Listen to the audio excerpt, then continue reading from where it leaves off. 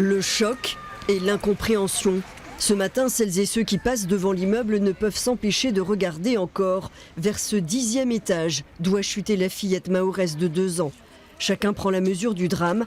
Certains n'ont appris son décès que ce matin. C'est terrible, terrible, terrible. Donc, et je suis aide à domicile. J'ai une personne aidée là qui est très choquée, qui n'a pas vu la scène, mais qui est très choquée par beaucoup d'émotions, beaucoup d'émotions. Une enfant sans doute attirée par les bruits de la fête de fin d'année de l'école primaire, ici, au pied de l'immeuble. C'est tout le quartier qui est touché. Tous les gens que j'ai croisés aujourd'hui sont arrêtés et un petit mot, oh mon Dieu, tu as vu et qu'est-ce qui s'est passé et voilà, moi j'étais là. Chacun reprend le moment où il était et ce qui s'est passé, comment il l'a vécu.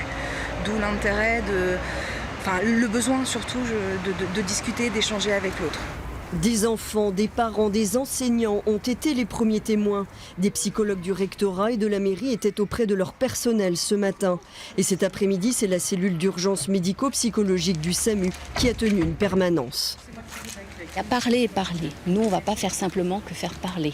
On va prendre en charge d'une certaine manière qu'effectivement, le but des entretiens qu'on va faire, c'est de faire baisser la charge émotionnelle. C'est ça qui est très important. On arrive et on vient directement dans du soin. C'est ça qui est important. L'enquête se poursuit. La mère a été depuis auditionnée comme de nombreux témoins. L'enquête déterminera si l'enfant était resté sans surveillance. Ce dimanche, le quartier devrait se rassembler en solidarité sur le stade de la Bâtide.